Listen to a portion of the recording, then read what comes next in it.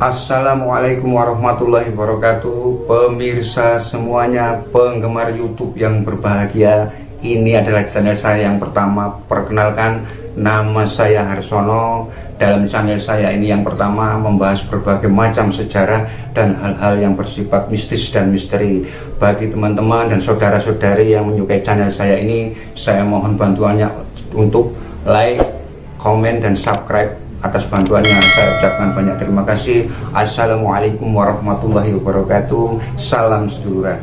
Assalamualaikum warahmatullahi wabarakatuh. Dalam perjalanan Raden Saridin, yaitu Topong Rombak atau Ngombak, yang ditugaskan oleh Syekh Maloyo atau lebih dikenal dengan Sunan Kalijaga, Raden Saridin pun sampai ke beberapa pulau. Di antaranya adalah Pulau Palembang. Entah berapa hari atau berapa bulan Raden Saridin terapung di lautan, tidak makan dan hanya minum air kalau ada hujan. Dan itu merupakan syaratnya orang bertapa ngerombak. Pada hari itu Raden Saridin terdampar di Pulau Palembang. Kemudian Raden Saridin berusaha naik ke daratan. Raden Saridin pun bingung, sekarang ada di mana. Raden Saridin tidak tahu. Dalam kebingungannya itu muncullah Sunan Kalijaga secara tiba-tiba. Saridin, sapa Sunan Kalijaga. Saridin pun terkejut dan langsung menghaturkan sembah hormat kepada gurunya itu. Kemudian Sunan Kalijaga berkata, ini adalah daerah Palembang atau wilayah Kesultanan Palembang. Pergilah kamu ke Kesultanan Palembang. Kira-kira kamu berjalan ke arah selatan selama 3 hari, kamu akan sampai di Kesultanan Palembang. Kemudian Raden Saridin menjawab, sendika dawuh Kanjeng Guru, tapi ada apa dan kenapa saya harus pergi ke Kesultanan Palembang? Tanya Raden Saridin kepada Sunan Kalijaga. Kesultanan Palembang sedang ada huru-hara perebutan kekuasaan antara Pangeran Sanggar Singgih dengan Datuk Iskandar. Bantulah Datuk Iskandar.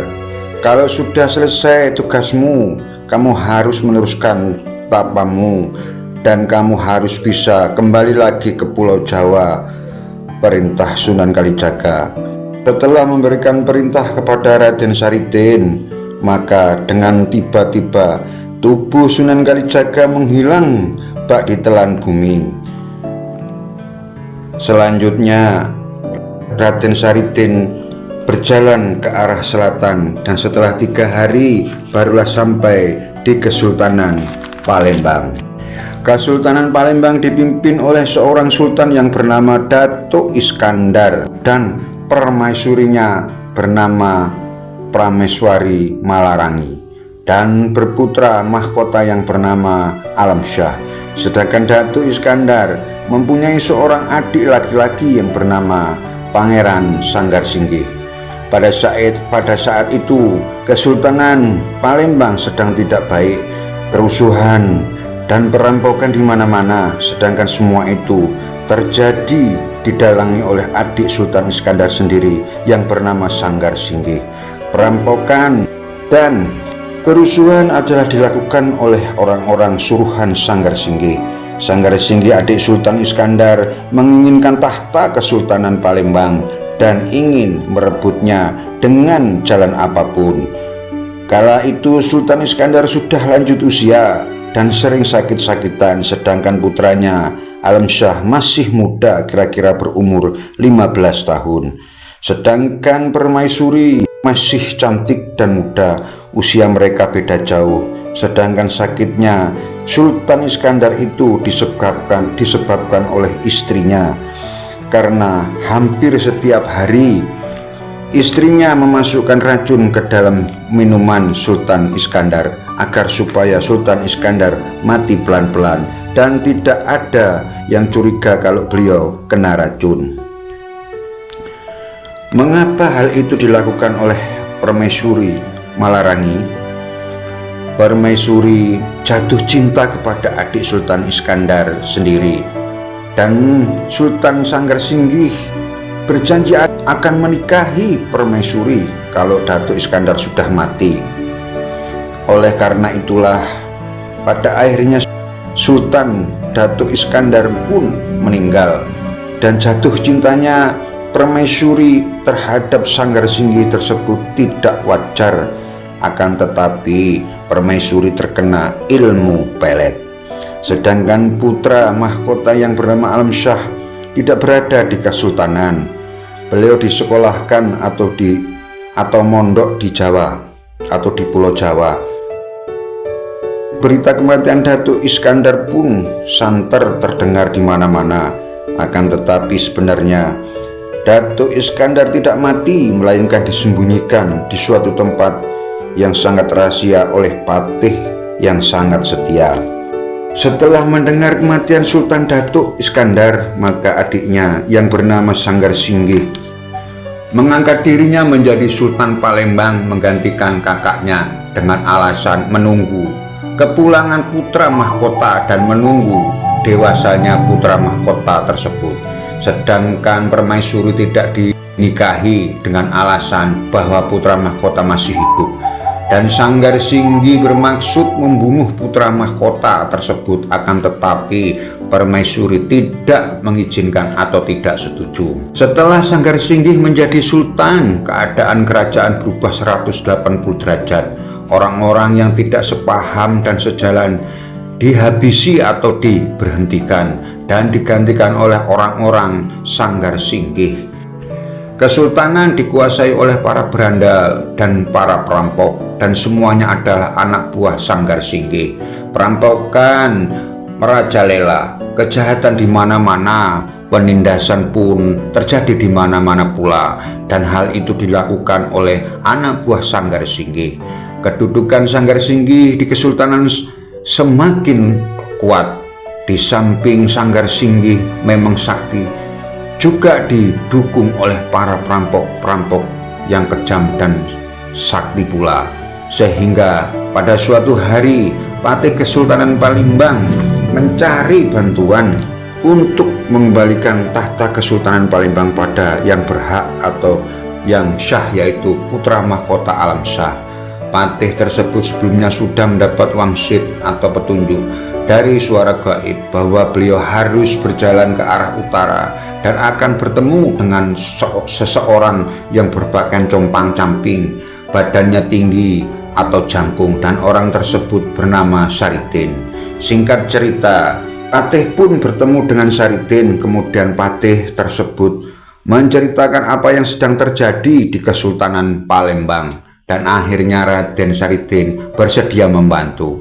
Kemudian Saridin diajak pulang oleh Patih menuju Kesultanan Palembang.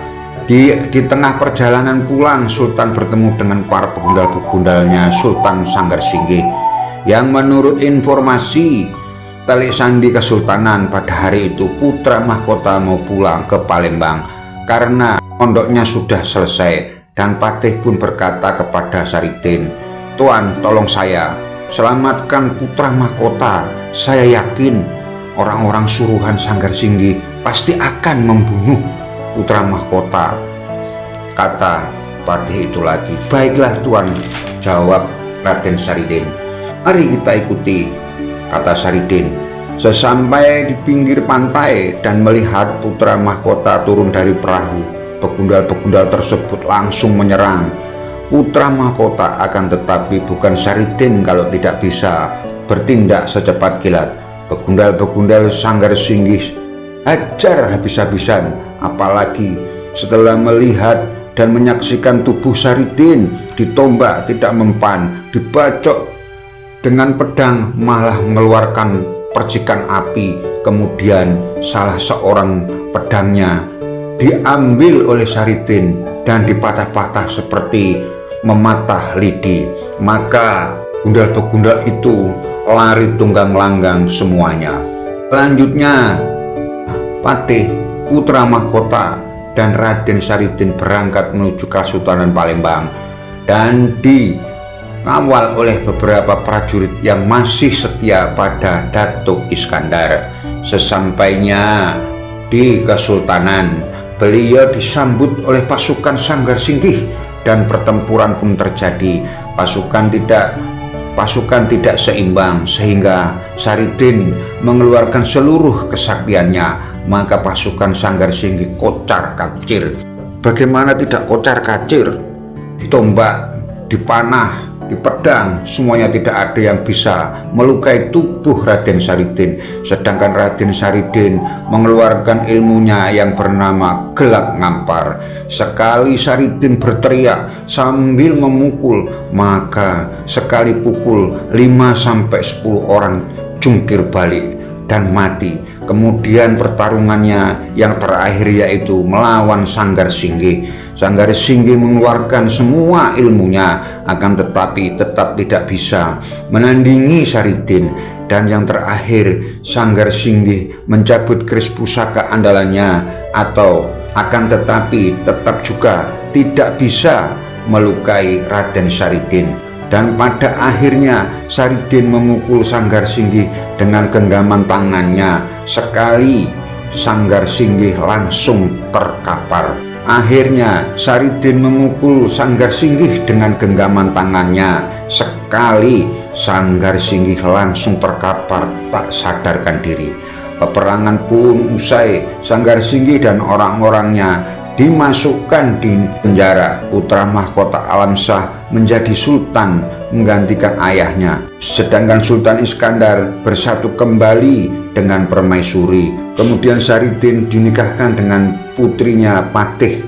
Kemudian setelah menikah dan istrinya Saridin dalam keadaan hamil sekitar 5 bulan, maka Saridin mendapat perintah agar melanjutkan tapang rombaknya di laut sehingga harus bisa kembali ke Pulau Jawa. Tapi sebelum Saridin berangkat bertapa, menitipkan pesan kepada istrinya kalau anaknya lahir disuruh memberi nama Momo.